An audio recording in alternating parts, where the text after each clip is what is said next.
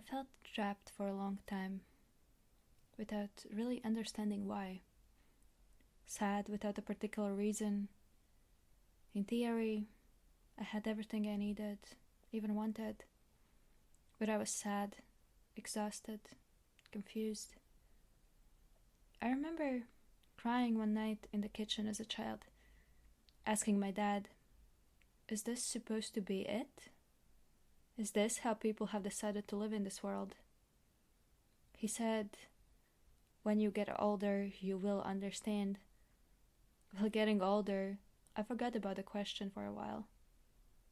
I was losing hope for the potential and excitement I held for life when I was a child.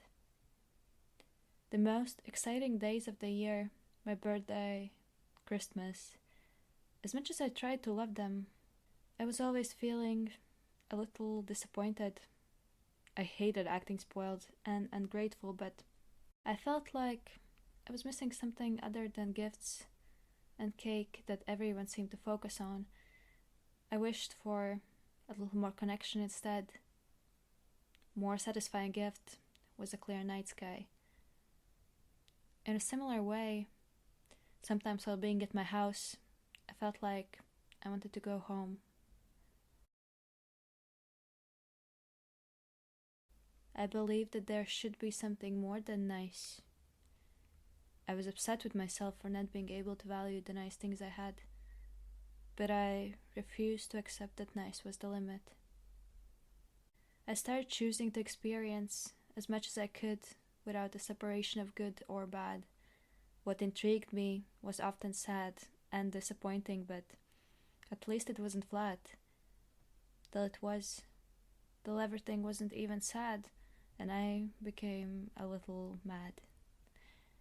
I get trapped in my own mind, looping in circles, stuck, feeling like I was drowning. I grasped at addictions, holding onto things I never even liked.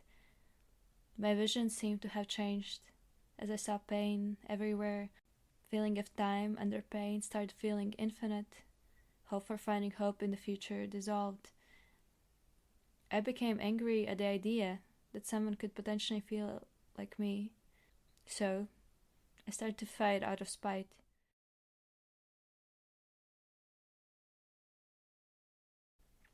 Creativity has always been the one thing I have been certain about, and I positioned art as superior to me. Art was my opportunity to help others, so I was adapting my life and experiences to create something I believed art wanted from me. I thought sharing the struggle was the answer, bonding through the pain. It didn't work. People just saw insecurity. Every time someone looked at my work, they get distracted by my lack of confidence in myself. My focus had to change. I tried to make adjustments to my discipline and personality to become more competent as an artist, trying to embody more confidence. Well, I took on a personal travel journey with this scientific purpose in mind. In my experiments, an accident happened. I fell in love with living. A year ago, I was drawing in a live music event, and I had a brief conversation with a guy who was interested in my work. He said that he is practicing art too, as a way of living, and I found his art beautiful. My new artistic dream became having a creative lifeline.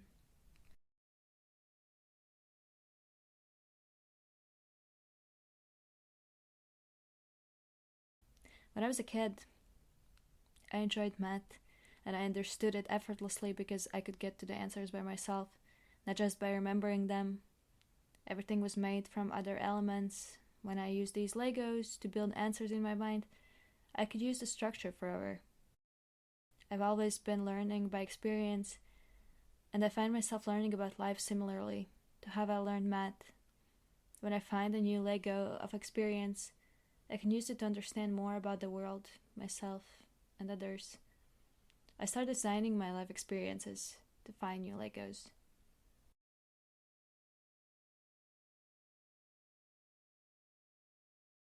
Creativity is a necessity for me. If I don't create, my creativity goes towards making a mess in my head. But at the same time, I'm being harsh to myself about what and how I create. My ideas tended to become overwhelmingly ambitious and left me feeling like I could only fail. I created an exercise to treat myself more fairly, imagining myself as a third person and checking if I spoke to myself like I do to others. Most of the time, I didn't. I had to face the hypocrisy of this. I had to hold the same standards for everyone. And I had to become who I want to be around forever.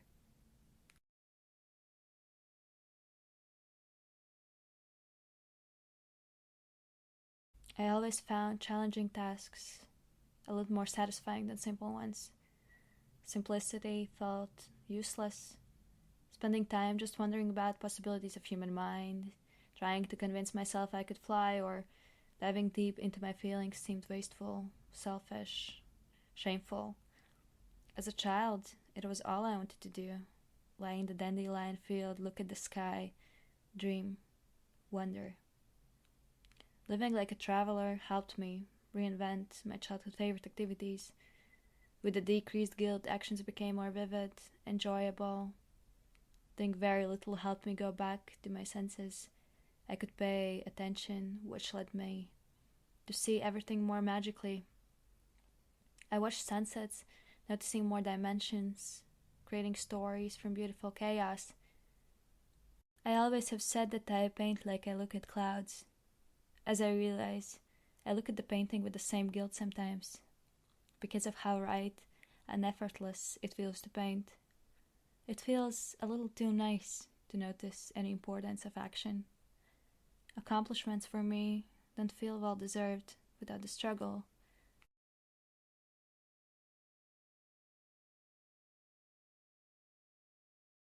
Yearly gained simplicity in life, offered more enjoyment than constantly trying to reach for more. No plan, offered better stories, decreased fear, shame, or judgment, helped me surrounding myself with people who enjoyed my authenticity, in contrast of playing more polished character to my best abilities. I started enjoying myself more.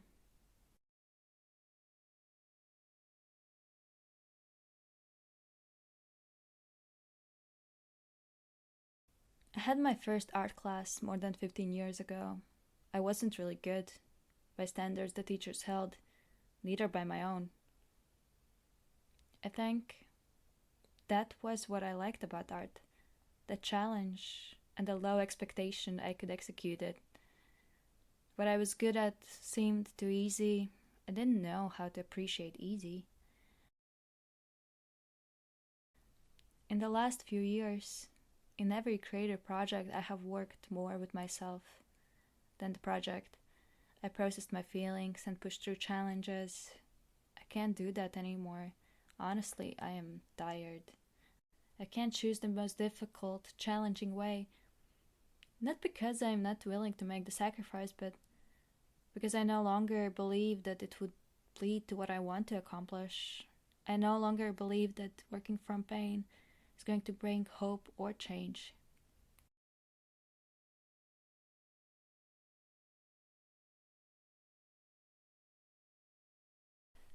Sometimes it's hard to choose beautiful things to focus on. In the airport, I noticed people's tiredness, slight annoyance, boredom. The sun was coming up. Dramatically, I rushed to the window and stared at the sunrise. When I left, I saw a dad with a kid walking to the window too. A couple decided to drink their coffee with the morning view. Noticing beauty has helped my life to feel more beautiful.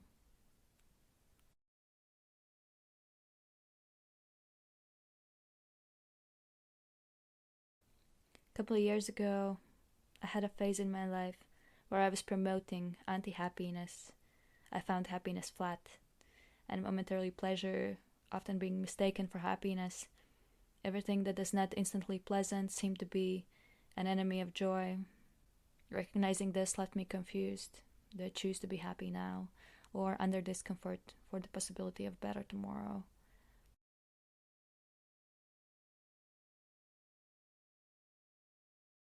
As much as adventure excites me, there have always been things I absolutely refuse to do because of my fear of failure.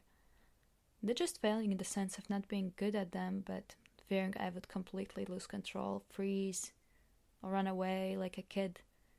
If I wasn't sure I would succeed, I believed I absolutely would not be able to do it. My parents told me that when I was 3 years old, they refused to give me a candy. My response, with tears in my eyes, being, I didn't want it that much. I believe I've lied to myself in a similar manner, out of potential fear of the unknown. I preferred to believe I didn't want to change that much. I looked back at all the moments I desired something but talked myself out of it, and where those moments could have led me to. I felt like I had been stealing from myself. I started to use time to my advantage, not overthinking my way into anxiety, but choosing to be scared only before the action, which scares me, just while moving into it. And then I didn't have to be scared anymore, because I was already excited to have the fear been let go of.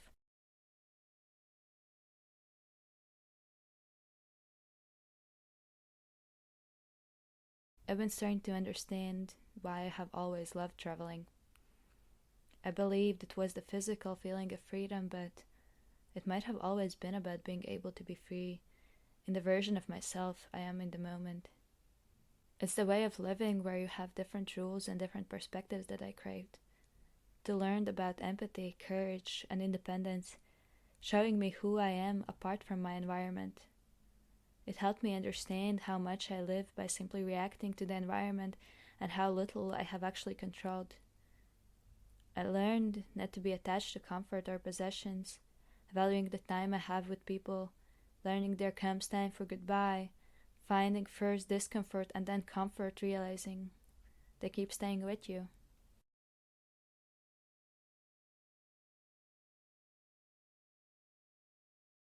I was driving with a scooter in jungle. It was pouring. I was miserable, my fingers in pain because of inflammation in my joints, but the nature I was going towards, the mountains and the lush greenery, was unbelievably beautiful. I couldn't comprehend that it was even real. My thoughts had been so cluttered and noisy, spinning in circles, making me aware of everything wrong. But when something is so beautiful, you're forced to fully observe. My mind went silent, and I was shocked by the absence of noise.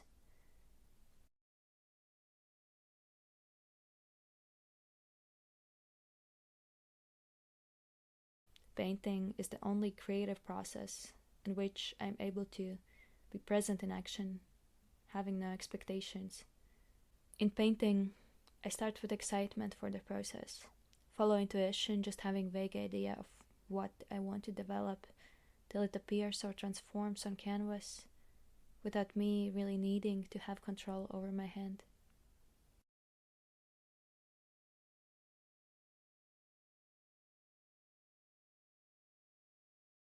A year ago, before leaving for my travels, I was terrified of something I couldn't explain. I was talking with a friend saying, I just know I'm going to lose myself. And I was right. But I didn't know it would be a good thing. I've been very different characters in my life, and sometimes I miss parts of who I have been. I haven't been shaken once again by my travel experiences. I understood that even peace is something you can't hold on to. I understood the loss I had predicted, the loss of goals, priorities, values, and sense of identity. It left me with very unpleasant hollowness, but it also revealed what was not mine to begin with. I had to mourn the things I was holding on to, but holding on to something itself is an act of fear. I had to let go of the things I loved. That's the only way to share the newly learned knowledge.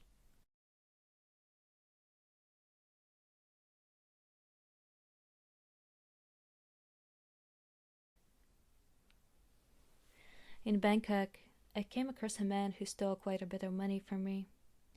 I felt stupid, guilty, and angry, emotions that I believed I deserved to feel. After a few hours, I was so upset I didn't know what else to do than trying to forgive him and myself. And it was so easy and felt so great. If someone tries to hurt me, I don't have to help them. I empathize, I learn, and I don't let it happen again.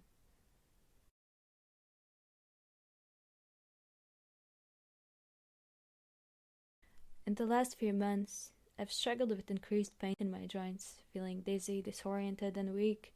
I've had mental discomfort with no clear origin. As every movement becomes more challenging, I'm finding ways to discover freedom within smaller distances and acceptance of circumstances, strength within overcoming struggles.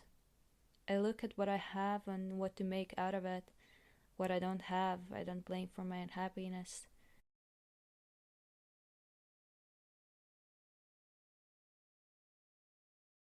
The night before my 18th birthday, I had a vivid dream. In a forest next to an abandoned spacecraft, which I was circling around, I was looking for something I had lost. I couldn't remember exactly what it was, but I knew it is extremely important to find it. I woke up sensing what I can only imagine awareness of amnesia could feel like. The discomfort made me curious about what I could be missing. I believe that it is what I have cried in my kitchen more than 10 years ago. I believe it is the dimension of sunsets, vivid childhood senses I thought I had lost, feeling free to be myself with or without people around me. I realized the creative lifeline had mapped out the blueprint of that home I wanted to return to.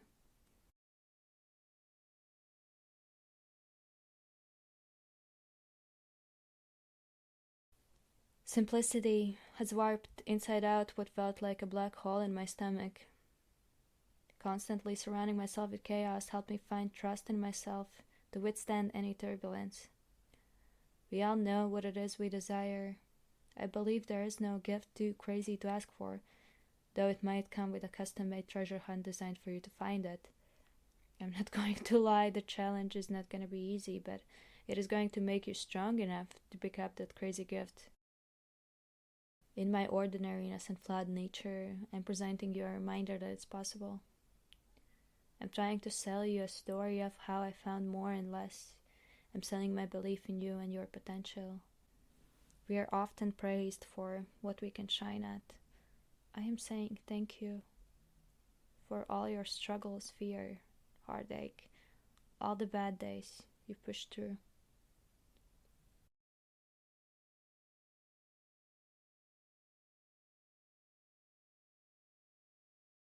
So, what is the project about? I didn't have the answer until the very end. I guess that's why I felt with it before. Given another chance and time, I realized it was simply a love story, and one I really didn't see coming. For this stubborn girl, she was quite against it and maybe slightly terrified. I saw her crying and just stood by her. We became friends at first. I became like a child, mother, grandparent, teacher, and a fan. Even though she lied to me, was angry and slightly resentful, the more I showed her I accepted her, was patient with, protected, supported, and believed in her. We bridged the time between us. She crossed the lies she once believed and made it possible to create something she believes in too. She made this project because she sees the value in honesty and vulnerability, and she's not going to sabotage it out of fear of judgment, failure, or the possibility of imperfect outcome. I slowly convinced her there are other, more fun goals.